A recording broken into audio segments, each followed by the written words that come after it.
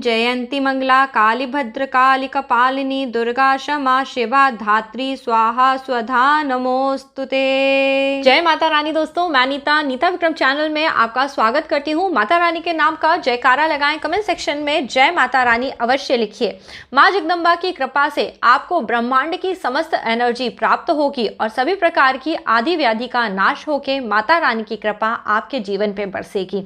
दोस्तों, साल 2020 की शारदीय नवरात्रि आने वाली है। शारदीय नवरात्रि आपको कब मनानी है? एक अचूक मंत्र जो आप सभी के सभी दुखों का नाश करेगा और रिद्धि सिद्धि आपको प्राप्त कराएगा, वह मैं आपको वीडियो में बताने वाली हूँ। घट स्थापना का शुभ मुहूर्त क्या है, शारदीय नवरात्रि कब से कब तक रहेगी और किस किस दिन पे आपको किस प्रकार से पूजन करना है जिससे कि आपको पूजा का पूरा फल प्राप्त हो। इन 9 दिनों में माता की असीम कृपा आपके जीवन पे बरसे, आज यह सभी बातें मैं आपको बताने वाली हूँ। जल्दी से दोस्तों नीता विक्रम चैनल सब्सक्राइब कर लीजिए। वीडियो के नीचे बने हुए लाल रंग के सब्सक्राइब के बटन को प्रेस करिए, बाजू में बनी हुई घंटी अथवा बेल के आइकन को दबाइए। इससे आपको व्रत, पूजा पाठ, त्योहार संबंधी सभी जानकारी निःशुल्क प्राप्त होगी। और आज का वीडियो आपको पसंद आता है तो इसे अपने परिवार मित्रों के साथ अधिक से अधिक शेयर करिए। माँ जगदम्बा की कृपा आप सभी में बनी रहेगी।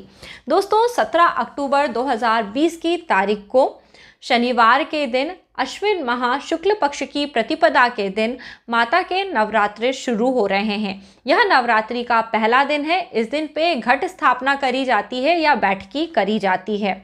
यह नवरात्रि 17 अक्टूबर से शुरू होके 25 अक्टूबर 2020 तक चलेंगे। इसी दिन पे साथ ही साथ दशहरे का पर्व भी मनाया जाएगा। इस बार दशहरा 2 दिन पड़ रहा है, 25 अक्टूबर और 26 अक्टूबर, जिसमें से 25 अक्टूबर अच्छा दिन है। इस दिन पे ही दशहरे का पर्व मनाया जाएगा। वैसे तो दोस्तों कोरोना का समय चल रहा है, आप सभी को अपने घर में रह के ही माँ जगदम्बा के 9 दिनों में पूजन अर्चन करना है, जिससे आपके जीवन में जो भी विपत्ति या दुख का समय चल रहा है वह दूर हो जाएगा और आप पे माँ जगदम्बा की कृपा बनी रहेगी। इस वर्ष माँ जगदम्बा घोड़े पे सवार होके आ रही हैं। अति शुभ मुहूर्त है, सर्वार्थ सिद्धि योग है।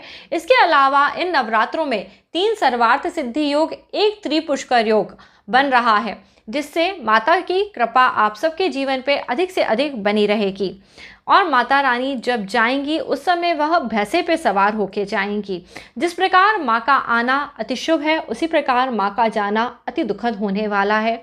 इसलिए आप सभी को इन 9 दिनों में माँ जगदम्बा का पूजन बहुत ही श्रद्धा और भक्ति के साथ करना है, जिससे आपके जीवन में रोग शोक किसी प्रकार का दुख ना रहे। दोस्तों, माँ अपने बच्चों पे सदैव कृपा बना के रखती है। सिर्फ आपको माता की आराधना करनी है, शांत भाव से बैठ के माँ का पूजन अर्चन करना है। आप सभी को अपने घर में घट स्थापना सुबह के समय करनी है, जिसका शुभ मुहूर्त है 6:27 से लेके 10:13। 17 अक्टूबर 2020 की तारीख को शनिवार के दिन प्रतिपदा की तिथि में। इसके अलावा यहाँ पे एक अभिजीत मुहूर्त भी है, जिस समय पे आप घट स्थापना कर सकते हैं। यह है 11:44 से लेके 12:29 का। इसके अलावा इस दिन पे और कोई विशेष समय नहीं है जबकि आप घट स्थापना कर पाएँ। सुबह के समय ही घट स्थापना करना शुभ होता है, दिन में अथवा रात्रि के समय घट स्थापना नहीं करी जाती है। इस दिन पे जो द्विस्वभाव लग्न है यह सुबह के समय प्राप्त हो रहा है, यह कन्या लग्न है। इस समय पे आप माँ जगदम्बा का ध्यान करते हुए अपने घर में कलश की स्थापना करें। आप नीता विक्रम चैनल पे जाके देख सकते हैं घट स्थापना और नवरात्रि पूजन की क्या विधि होती है। यह मैं आपको फर्स्ट कमेंट में दे दूंगी, जिससे कि आप सभी अपने घर में नवरात्रि की पूजा आसानी से कर पाएँ।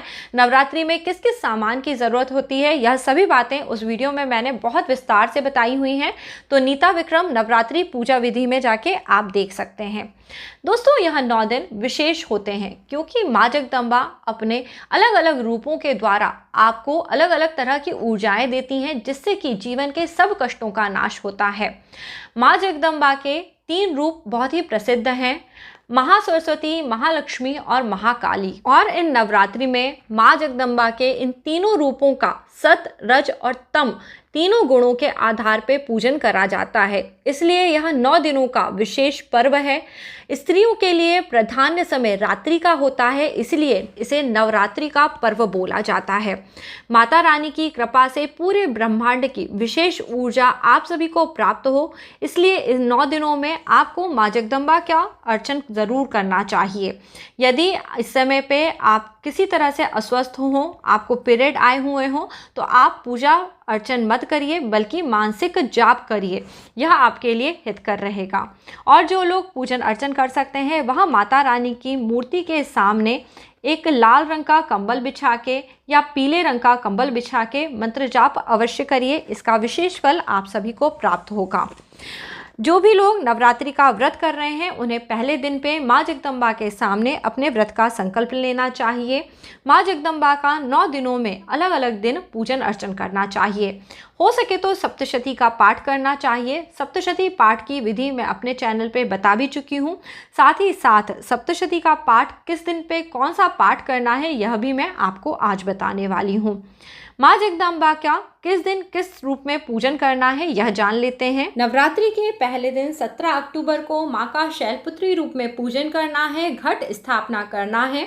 यह माँ धन धान्य ऐश्वर्य देती हैं, सौभाग्य देती हैं, आरोग्य देती हैं व मोक्ष प्रदान करती हैं। इस दिन पर माता का पूजन करना है, पीले रंग के वस्त्र पहनने हैं और दुर्गा सप्तशती का पहला अध्याय पढ़ना है। दूसरे दिन यानी 18 अक्टूबर को माँ ब्रह्मचारिणी का पूजन करना है।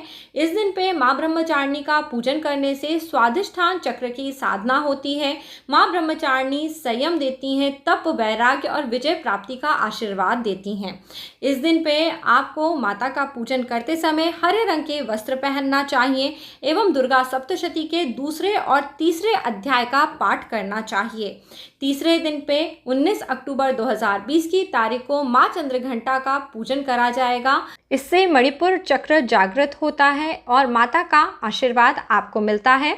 इस दिन पे आप ग्रे रंग के वस्त्र धारण करेंगे और दुर्गा सप्तशती के चौथे अध्याय का पाठ करेंगे।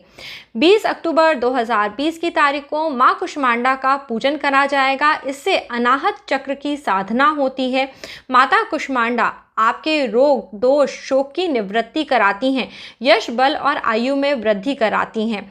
इस प्रकार माँ कुष्मांडा का पूजन इस दिन पे करने से आपको जीवन में सभी तरह से सफलता प्राप्त होगी। इस दिन पे आपको केसरिया रंग धारण करना चाहिए एवं दुर्गा सप्तशती के 5वें, 6वें, 7वें और 8वें अध्याय का पाठ करना चाहिए। 5वें दिन पे माँ स्कंद माता का पूजन करा जाता है। 21 अक्टूबर 2020 को इस दिन पे स्कंद माता का पूजन करना है। इससे विशुद्ध चक्र में ध्यान साधना होती है। स्कंद माता, जिन्हें कार्तिकेय जी की माता भी कहा जाता है, माता की कृपा होने से पुत्र के जीवन में सदैव लाभ होता है। तो इस प्रकार से माँ का पूजन इस दिन पे आपको करना है। सफेद रंग के वस्त्र धारण करने हैं और दुर्गा सप्तशती का 9वां और 10वां अध्याय आपको पढ़ना है। इसके बाद षष्ठी का दिन है। इस दिन पर माता के कात्यायनी रूप का पूजन होता है। 22 अक्टूबर 2020 को यह पूजन आपको करना है। इससे आज्ञा चक्र का ध्यान करना चाहिए। माता कात्यायनी का पूजन करने से शोक संतापों से मुक्ति होती है और मोक्ष की प्राप्ति होती है। माता कात्यायनी का पूजन करने वाले दिन पे आपको लाल रंग के वस्त्र धारण करना है और दुर्गा सप्तशती के 11वें अध्याय का पाठ करना है। और 23 अक्टूबर 2020 को माँ के उग्र रूप माँ काली के रूप का पूजन करना है और आज्ञा चक्र पे ध्यान लगाना है। इससे माँ काली की कृपा से शत्रुओं का नाश होगा और सभी प्रकार की विघ्न बाधाएं भी मिट जाएंगी। इस दिन पे आपको नीला रंग धारण करते हुए दुर्गा सप्तशती के 12वें और 13वें अध्याय का पाठ करना है। इसी के साथ ही साथ आपके सप्तशती के सभी पाठ पूर्ण हो जाएंगे।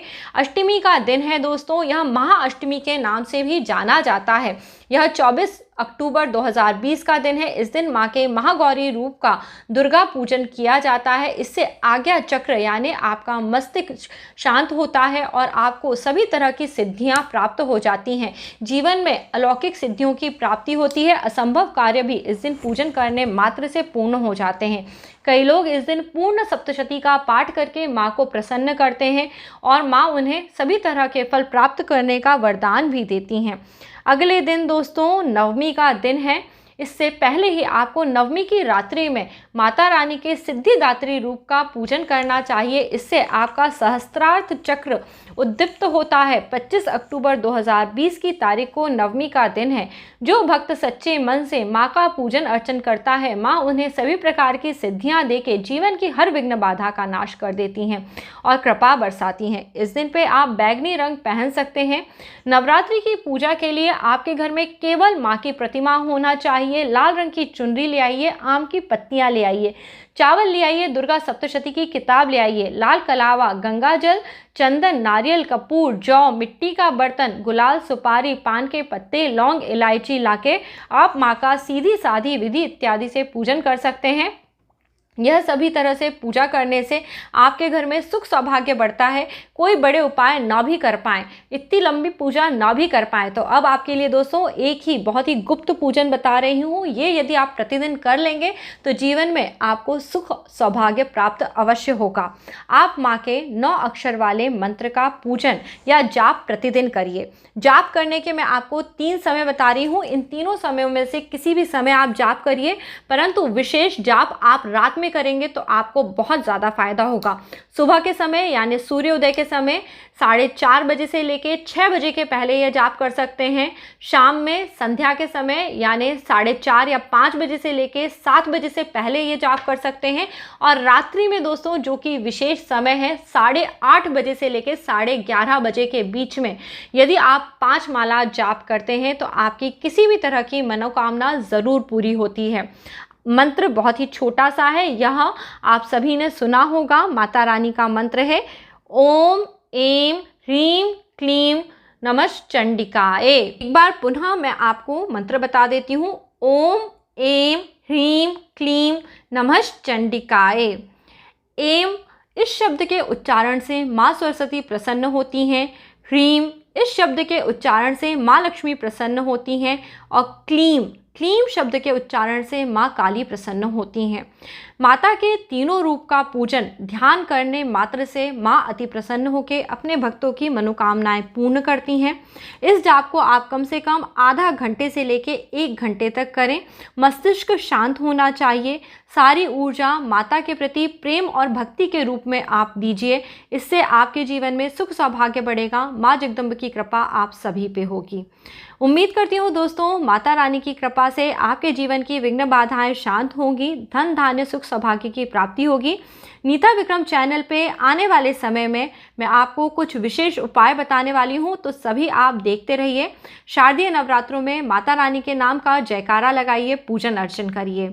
और यह जो विशेष उपाय मैंने आपको सबसे आखिर में बताया है ये ज़रूर करिए। अगर कोई भी पूजा पाठ नहीं कर पाते हैं तो भी ये उपाय 101% आपके लाइफ को बदलेगा और आपको सुख सौभाग्य ज़रूर प्राप्त होगा। अगला वीडियो लेके आपसे जल्दी ही मिलती हूँ। तब तक के लिए जय माता रानी। अपना ख्याल रखिए और नीता विक्रम चैनल से इसी प्रकार जुड़े रहिए। हमें अपना प्यार देते रहिए। अगली बार आपसे मिलते हैं। जय माता रानी।